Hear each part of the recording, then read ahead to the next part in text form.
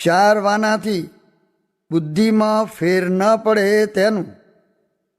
સ્વામિનારાયણ હરિ સંવત 1885 ફાગણ સુધી એકાદશીને દિવસ સ્વામી શ્રી સહજાનંદજી મહારાજ શ્રી ગઢડા મધ્યે દાદા ખાચરના દરબારમાં શ્રી ગોપીનાથજીના મંદિરને વિશે વિરાજમાન હતા ને સર્વ શ્વેત વસ્ત્ર ધારણ કર્યા હતા ને પોતાના મુખારવિંદની આગળ પરમહંસ તથા દેશ દેશના હરિભક્તની સભા ભરાઈને બેઠી હતી.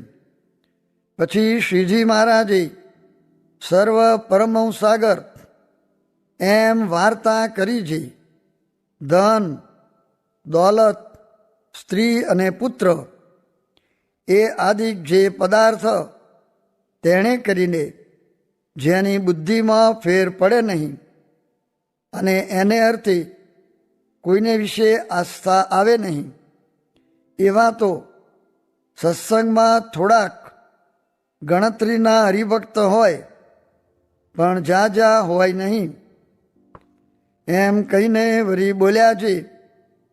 એવા તો આ મુક્તાનંદ સ્વામી તથા ગોપાલાનંદ સ્વામી છે.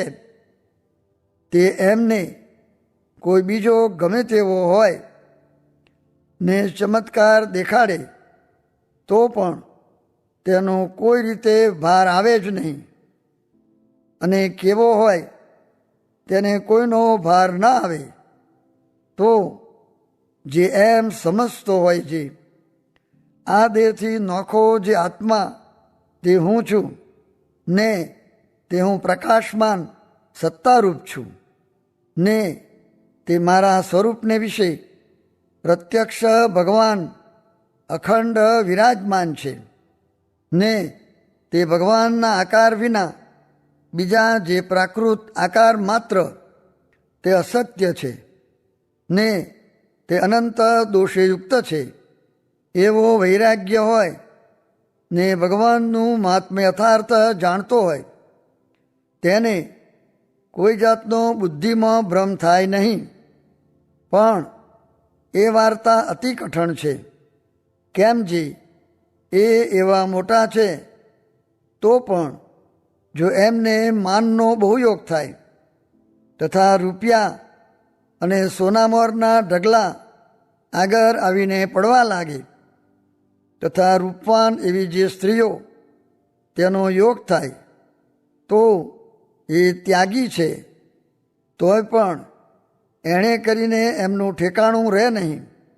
અને જો એવો યોગ થાય તો આજ આપણા ત્યાગીમાં જે અતિ ઉતરતો હશે તે જેવા પણ રહે કે ન રહે એમાં પણ સંશય છે.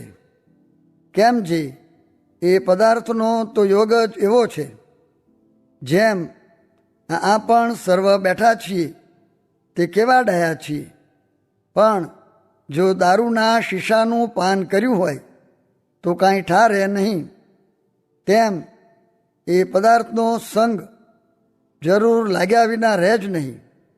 માટે એ પદાર્થનો યોગ જો ન થવા દે તો એથી બચે ને એનો યોગ થયા મોર એનો ભય રાખે જે રખે મને એનો યોગ થાય.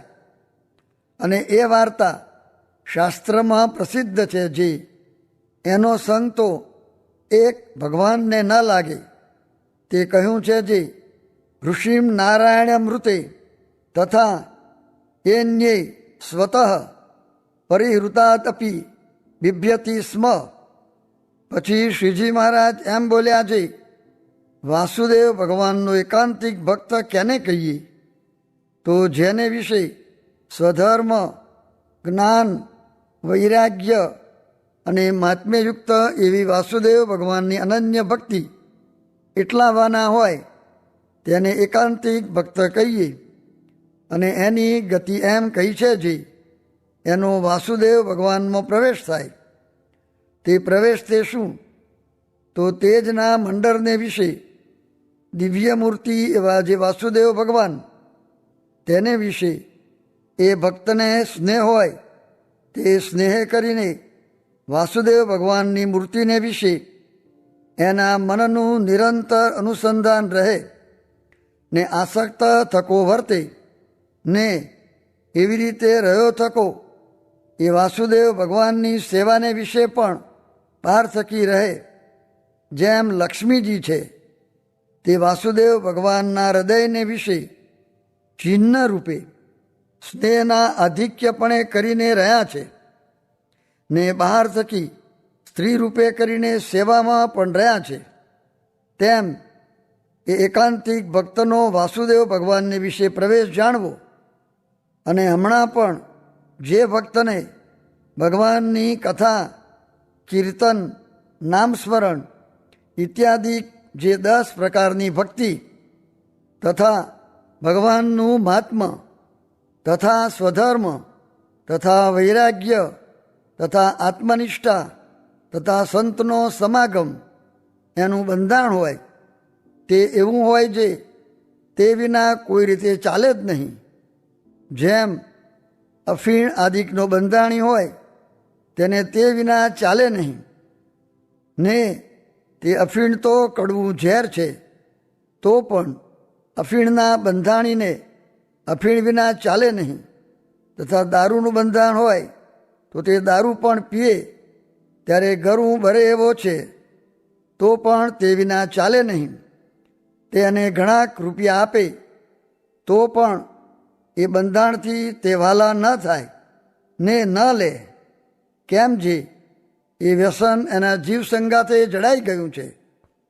તેમ જેને ભગવત ભક્તિ આદિ ક્રિયાનું બંધાણ થયું હોય તે ગમે તેવો કુસંગ થાય તો પણ તે વિના એને ચાલે જ નહીં ને એ વિના બીજા કાર્યમાં એનું મન રાજી થાય નહીં ને ભગવત ભક્તિ આદિ ક્રિયામાં એનો જીવ જડાઈ ગયો હોય ને એનો જ એને અતિ ઈશક હોય, એવો જે ભગવાનનો ભક્ત તેનો પણ વાસુદેવ ભગવાનને વિશે પ્રવેશ છે એમ જાણવું અને તે ભગવત ભક્ત કેવો હોય તો ભગવાનની સેવા વિના ચતુર્ધા મુક્તિને પણ ન ઈચ્છે તો બીજાની શી વાર્તા. એવો હોય તે ભગવાનનો એકાંતિક ભક્ત જાણવો ને એને કોઈ પદાર્થમાં ઈશક ન હોય અને એવો ન હોય ને ક્યારેક ભગવાનની ભક્તિમાં સુવાણ થાય ને જો કુસંગનો યોગ થાય તો ભક્તિને ભૂલી જાય ને તે ચારે ચડી જાય. એને તો પ્રાકૃત દેહાભિમાની કહીએ, પણ એ ભક્ત ખરો નહીં ને એનો વિશ્વાસ નહીં. અને વળી શ્રીજી મહારાજે એમ વાર્તા કરી છે, ભગવાનના ભક્તને સ્ત્રી, ધન, દેહાભિમાન અને સ્વભાવ એ 4 વાનામાં કાચપ હોય ને તે ભગવાનની ભક્તિ કરતો હોય તો પણ તેની ભક્તિનો વિશ્વાસ નહીં.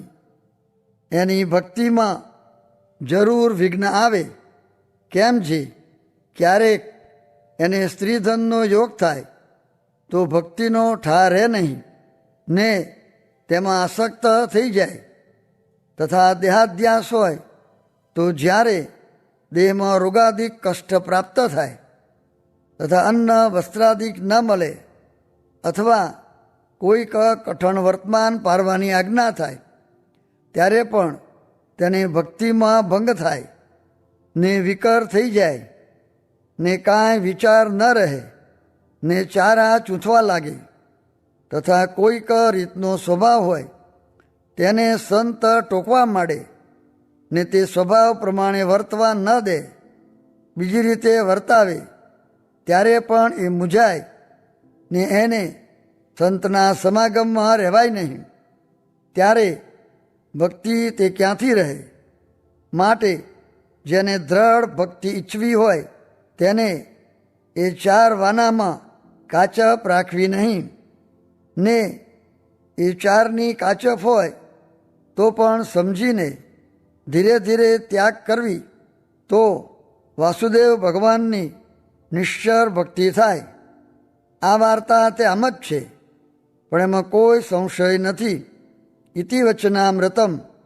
એવી રીતે ગઢડા અંત્ય પ્રકરણનું 33મું વચનામૃત જે તે થયું.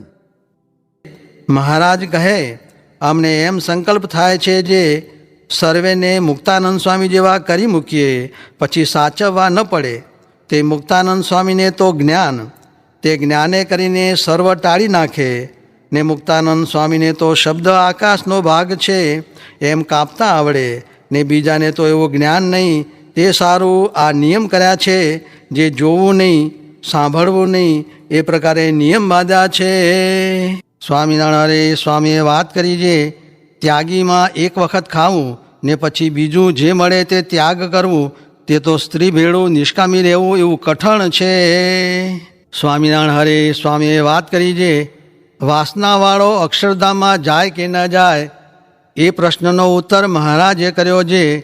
લીમડે ઊંચી વસ્તુ બાંધી હોય તેને જે છોડવાનો દાખલો કરતો હોય ને તેનાથી તે ન છૂટે તો તેને બીજો છોડી આપે, તેમ વાસના ટાળવાના ઉપાય કરતો હોય તેને ભગવાન સહાય કરે છે. સ્વામિનારાયણ હરે સ્વામીએ વાત કરી છે, ગામને ગઢ હોય તેમ આપણે પંચવર્તમાન રૂપી ગઢ છે ને તેમાં થાણાને ઠેકાણે નિયમ છે. ને જેમ થાણું ગઢને સાચવે તેમ નિયમ વર્તમાનને સાચવે છે. માટે જેટલા નિયમ મોડા પડે એટલા ફાંકા પડ્યા જાણવા. હરે સ્વામીએ વાત કરી છે, કોઈ મોટાનો અવગુણ લે તેનું બહુ ભૂંડું થાય. ને પોતામાં તો અનેક અવગુણ હોય. તે એક સાધુ રોજ શાક વગારે. ને એક દિવસ આત્માનંદ સ્વામી માંદા હતા. તેણે કહ્યું કે શાક કરો. ત્યારે ઓલે સૌ આગળ હો કર્યું. તે વાત મહારાજ પાસે ગઈ. એટલે મહારાજ કહે, ઓહો, એણે એના જીવનું બહુ ભૂંડું કર્યું, જે મોટા સાધુમાં અવગુણ પરઠ્યો.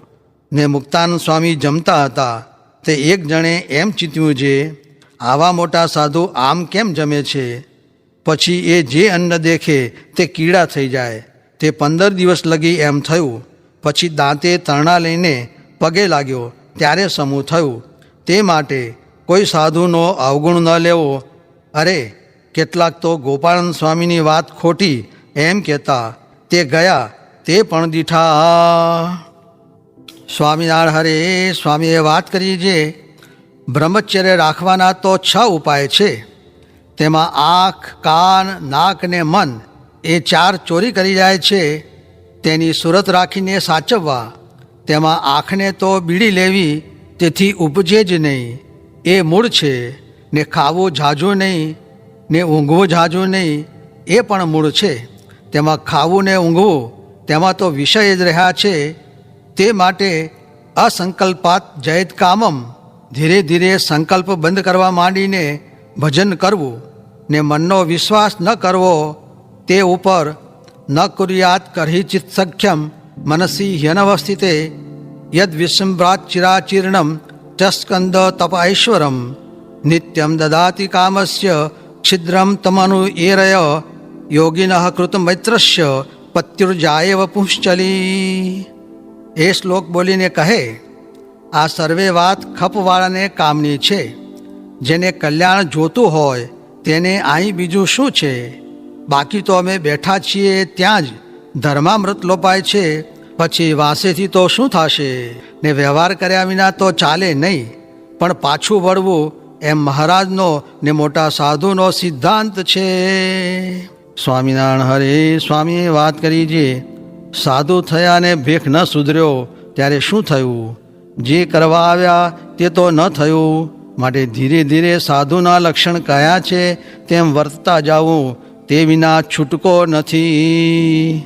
સ્વામિનારાયણ હરે સ્વામીએ વાત કરી છે, ભગવાન, સાધુ, શ્રદ્ધા ને સત્શાસ્ત્ર એ ચારવાના હોય તો પ્રભુ ભજાય. એમાં શ્રદ્ધા નથી, બાકી બધું છે. સ્વામિનારાયણ હરે સ્વામીએ વાત કરી છે, સ્વામી કહે, વાંચો રુચિનું વચનામૃત. તે રુચિ સારી થયા વિના ભગવાન પાસે રહેવાય નહીં. રુચિ સારી થયે સારું થાય ને ભૂંડી થયે ભૂંડું થાય. તે જુઓ ને, જેની રુચિ મળતી હોય તે તેની ભેળા બેસે છે ને સુવાણ પણ તો જ થાય છે. તે અફીણિયા હોય તે અફીણી ભેળા બેસે એમ રુચિની વાત છે.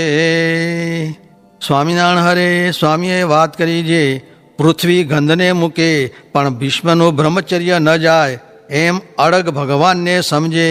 વળી મહારાજે કરોડ સાધન કયા છે પણ તેમાં 3 મુખ્ય છે. તેમાં એક ભગવાન, બીજું તેમના ભક્તને વિશે આત્મબુદ્ધિ ને ત્રીજી આજ્ઞા. એ 3 જો બરાબર સમજે તો બધું થયું ને આજ્ઞામાં ધર્મ પણ આવી ગયો ને આજ્ઞામાં સર્વે સાધન પણ આવી ગયા. અને આપણે મહારાજની આજ્ઞા ઉપાસના તથા એકાંતિક સંત સાથે હેત છે. માટે જે કરવાનું છે તે આપણે થઈ રહ્યું છે. હવે કાંઈ કરવું નથી.